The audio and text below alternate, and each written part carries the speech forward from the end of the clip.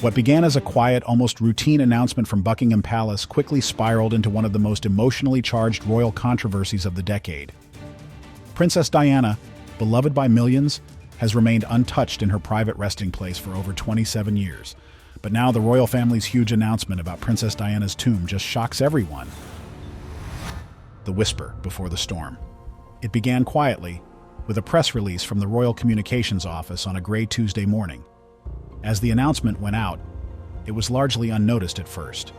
No press conference, no televised address, just a plain digital dispatch with the crest of Buckingham Palace faintly embossed in the header, as cold and formal as it was earth-shaking.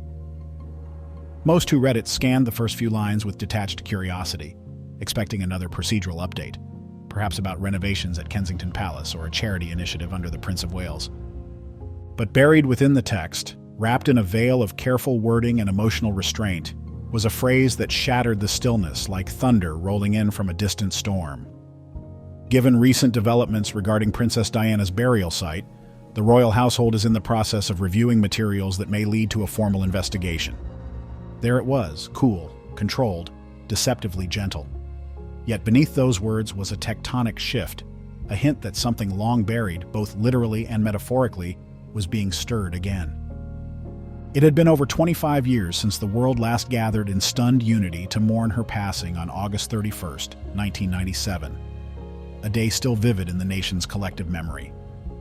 Over 2.5 billion people around the globe tuned in to watch her funeral, marking an unforgettable moment in history. Now, with those words, we were pulled backward through time, back into the fog of tragedy, suspicion, and unresolved grief. The timing couldn't have been more jarring, with King Charles undergoing cancer treatment, Prince William burdened by new royal responsibilities, and the monarchy under a microscope like never before. And yet, there it was. A whisper in an official document, but one that cut through the British reign like a knife through silk. The speculation was instant. What could have possibly prompted such a move? Had new evidence surfaced? Was it political pressure, a forensic anomaly, or something more, something darker? For many, it reignited long-held suspicions about the crash in Paris, the shadowy figures, the inconsistencies in the reports, and the silence that followed. For others, it was an affront, disturbing the peace of a woman who had already suffered more than most in life. But regardless of which side one fell on, everyone agreed on one thing: something was coming. Something bigger than anyone expected. A burial shrouded in controversy. The morning after the world learned of Diana's death, time seemed to stand still. Across continents, candlelight vigils lit the night like stars fallen to earth. People wept openly on live television. Children clutched newspaper clippings. News anchors struggled to maintain composure. It wasn't just the death of a princess. It was the death of a symbol, of kindness, of rebellion within royalty, of humanity wrapped in tiaras. But it was what happened after her death that has continued to ignite whispers behind palace doors and on dark corners of the internet alike. Traditionally, members of the British royal family are interred with elaborate ceremonies, often entombed in Westminster Abbey, St. George's Chapel, or other sacred royal vaults steeped in centuries of pageantry. Yet Diana, once married to the future king and mother to the next in line, was not granted that ritual. Instead, her body was laid to rest alone on a small tree-draped island in the middle of the oval lake at Althorpe, the Spencer family estate. The site was tranquil, yes, picturesque even. But to some, it felt more like exile than honor. There were no public visits, no guided tours, no access beyond the water's edge. Visitors can only view the site from a distance, and there are no tours or direct access to the grave. While the burial is considered a respectful and tranquil resting place, some have expressed that its isolation gives it an almost mythical, distant quality, as if the public's connection to her was deliberately placed out of reach. At the time, Charles Spencer, Diana's younger brother, publicly insisted that the decision was to protect her. "She deserves a place of peace, not spectacle," he said during the televised eulogy, his voice shaking. "Somewhere she can finally be safe." But in private, tensions were rising. Newly declassified internal correspondences from 1997, discovered in a batch of archived documents released under a Freedom of Information request, reveal a different story. Letters between palace aides and senior members of the Spencer family show clear signs of conflict.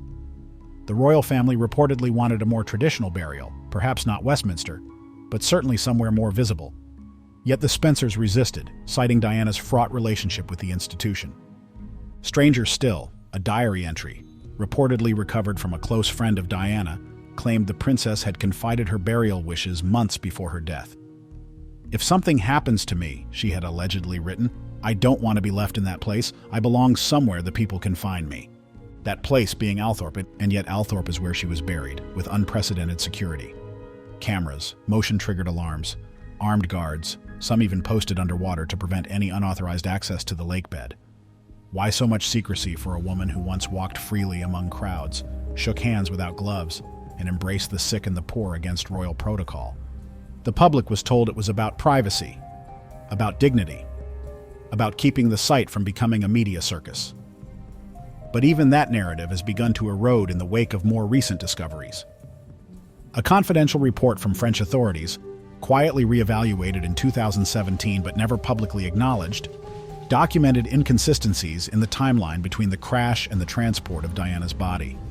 She was repatriated to Britain at record speed, so quickly in fact that several standard autopsy procedures were skipped.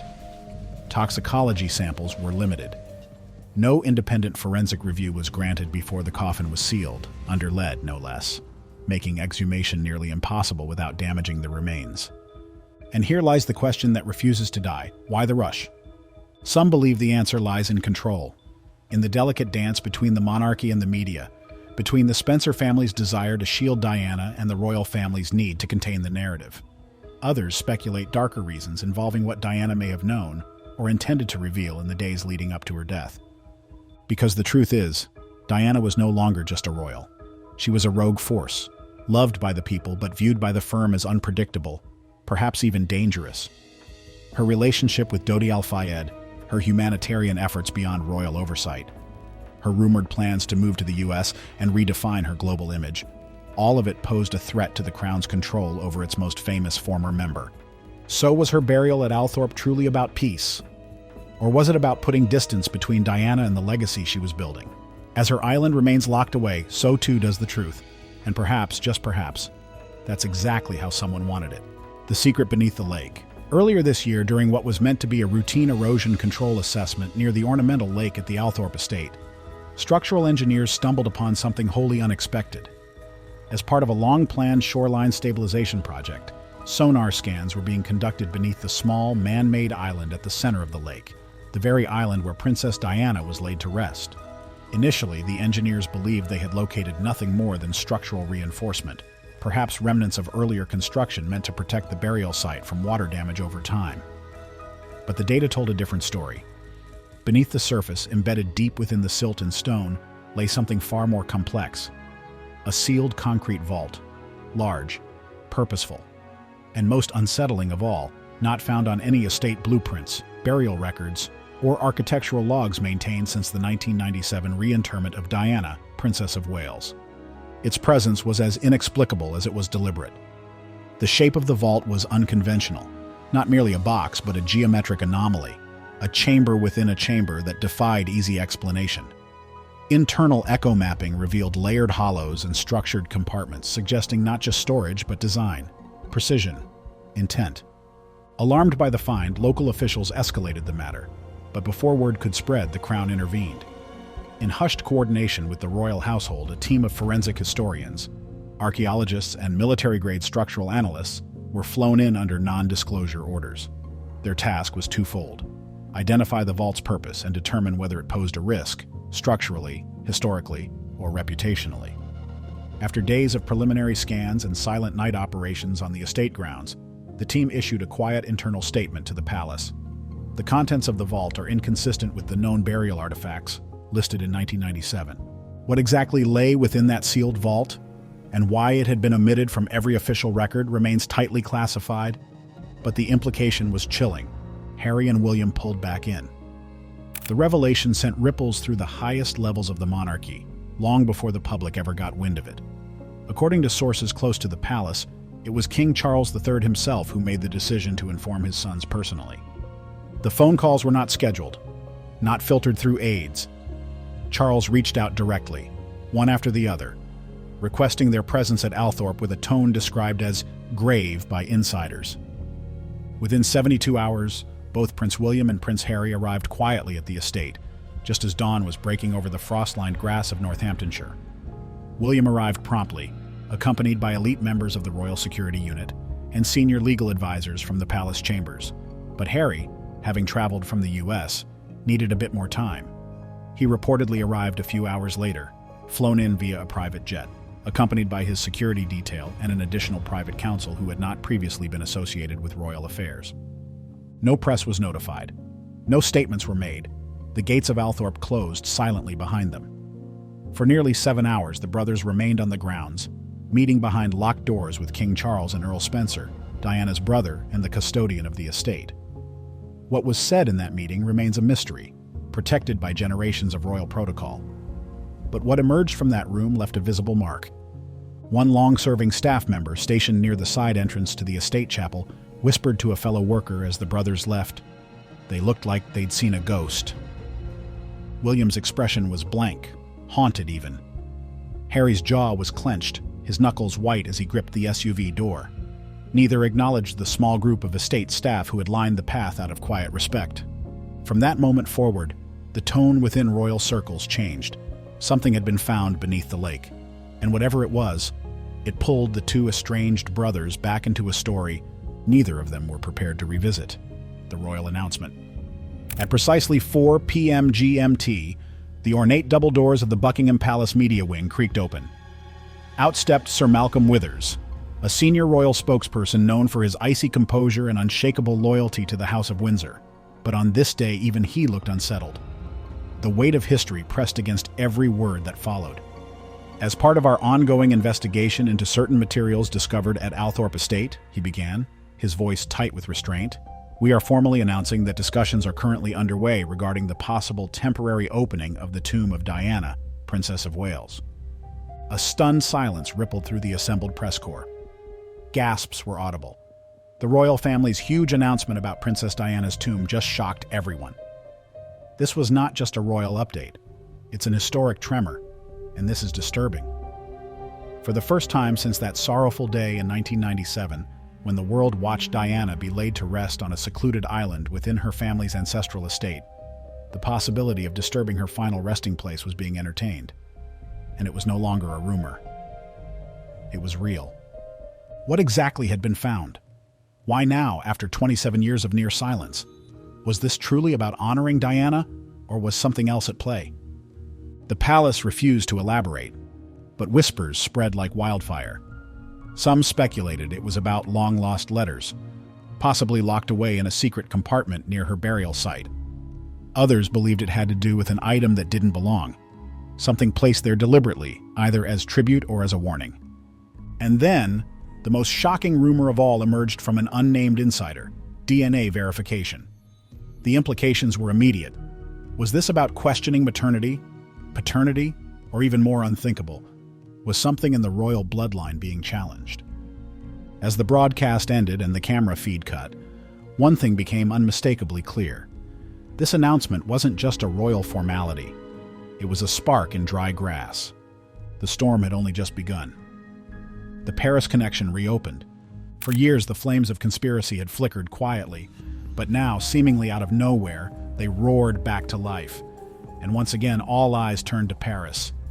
It wasn't just nostalgia or the haunting memories of that tragic night in 1997. No, something deeper was stirring. A timeline riddled with inconsistencies was being revisited. Researchers, journalists, and digital sleuths alike began combing through every shred of documentation, every photograph, every decision made in those fateful hours following the crash. The spotlight fell hard on the French autopsy report, curiously brief and lacking in the thoroughness expected for someone of Diana's global stature. Even stranger, key medical files remained sealed by French authorities to this day, locked away from both the public and independent forensic review. Why? What secrets were they trying to preserve? But perhaps the most jarring discovery was the decision to embalm Diana's body within hours, before a comprehensive post-mortem could be conducted in the UK. That act alone raised red flags. Embalming not only accelerates tissue degradation, but it also obscures certain forensic markers.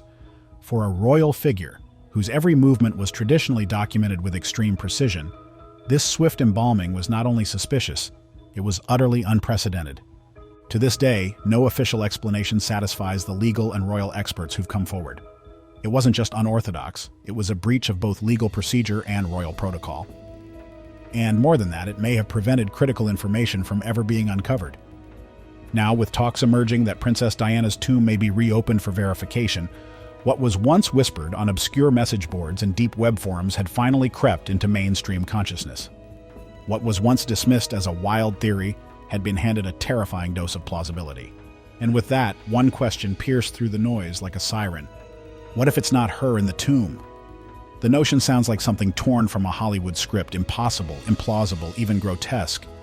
But when you line up the facts, the speed of the embalming, the sealed French records, the delayed identification, and the resistance to further investigation, the unthinkable no longer seemed so far-fetched.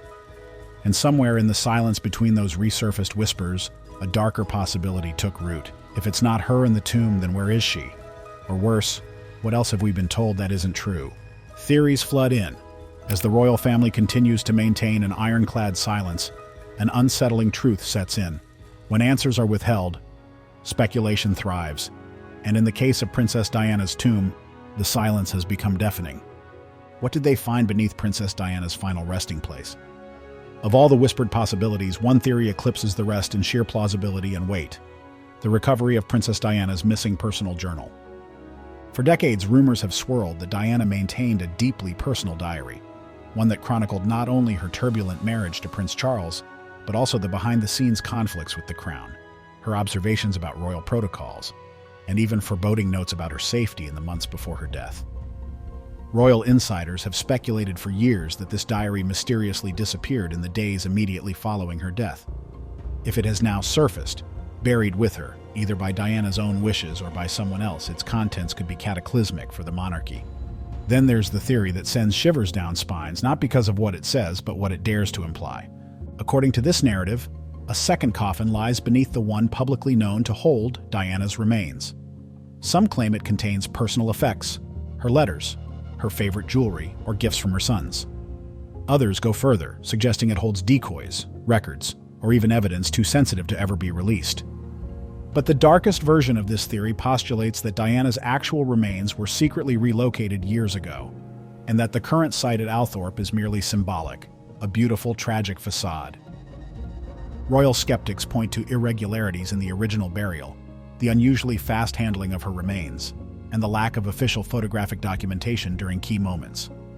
Some even suggest that the second coffin may have been placed later, part of a covert operation that no one was ever meant to discover. Perhaps the most unsettling theory, because it's backed by physical evidence, is the idea that someone has tampered with the tomb post-burial. Satellite imagery and ground-penetrating radar reportedly show anomalies in the substructure beneath Diana's memorial site. According to insiders close to the ground penetration team, a sealed vault appears to have been added sometime after 1997. If the vault wasn't part of the original burial plan, that means someone came back, one anonymous leak stated. The question is, why? Whatever the truth is, the royal curtain remains firmly closed. No official statement, no confirmation, no denial. And in that void, the imagination of the world runs wild, populating the silence with fear, fascination, and a desperate hunger to understand what, if anything, the monarchy is trying to hide. The Spencer family's dilemma. One voice had remained painfully, almost defiantly silent: Charles Spencer. As Diana's younger brother and the custodian of Althorpe Estate, her childhood home and final resting place, his legal authority looms larger than ever. Any disturbance on the island at the center of the estate's ornamental lake, including a potential opening of the tomb, cannot move forward without his explicit consent. And yet, Spencer has said nothing publicly. No statements, no interviews, not even a whisper to the press. But privately, it's a storm of emotion. Sources close to the Spencer family say Charles is wrestling with a decision that cuts deeper than law or tradition. It touches the very promise he made to his sister in death. One longtime family friend described his internal battle as a moral crossroad of historic proportions. On one hand, there's the call for transparency, a growing wave of royal historians, legal experts, and even segments of the public demanding clarity on Diana's death, autopsy, and final resting state. On the other hand, there is the sanctity of silence, a sacred space that Charles vowed would remain untouched, a space Diana herself once confided was her only real home. The burden weighs heavy. This isn't just about public curiosity or even royal protocol. For Charles Spencer, it's personal. He has long believed that the world failed his sister while she was alive, hounded by paparazzi, betrayed by those closest to her, consumed by a crown that never fully embraced her. He sees her tomb not as a site of global fascination, but as a symbol of peace, the only thing he could give her that was truly hers. To open it now, he reportedly confided in a friend and felt like letting the wolves back in. Meanwhile, within palace walls, another dynamic brews. Prince William, sources say, has leaned toward allowing a controlled investigation. Behind closed doors, he has argued for accountability and believes the truth, whatever it may be, must outlive the rumors. He's told advisors that Diana belonged to the people as much as she did to us, but Harry is said to remain torn. Despite his strained relationship with the monarchy and his new life across the Atlantic, he reportedly fears this act would desecrate rather than honor their mother's memory. "We lost her once already," a source quoted him. "I don't know if I can go through losing her again." And King Charles, the man whose life was most altered by Diana's rise and fall? For the first time in years, he's issued no formal guidance, no cryptic remarks, not even a subtle nod to the matter in his public appearances. A silence that some view as diplomatic and others as cowardice. The tomb of Princess Diana remains undisturbed, its ancient stone glistening beneath the dew of early spring mornings. But for how long? Palace insiders confirm that the Royal Advisory Panel has authorized a 30-day window for an investigative committee to submit its final recommendation. Within that window, all options, from non-invasive ground scans to a full legal exhumation, remain on the table. The countdown has begun. Outside Althorpe, a quiet pilgrimage has begun. Mourners arrive by the dozens, some from nearby villages, others from across continents. They gather at the gates, near the perimeter of the lake, and even in small boats on the water, but no one dares approach the island. Some light candles, their flickering flames mirrored in the still waters below. Others carry signs with simple messages: "Let her rest," "Truth matters," "Diana forever." And a few just stand there, in total silence. Their eyes locked on the island that for nearly 3 decades held more than just a body. It held a nation's collective grief, a mother's love, and a mystery too deep to die. "We never stopped loving her," one woman whispered through tears, "and we never stopped searching for the truth." Across the globe, news outlets brace for impact. Every outlet, from Buckingham Palace correspondents to TikTok sleuths, waits for the single headline that could rewrite royal history. But everyone knows, once that tomb opens, once the air inside meets the world outside, nothing will ever be the same again. If the royal family truly opens Princess Diana's tomb, what do you think they'll find? Share your thoughts in the comments. Thank you for watching this video with us, and catch you in the next one.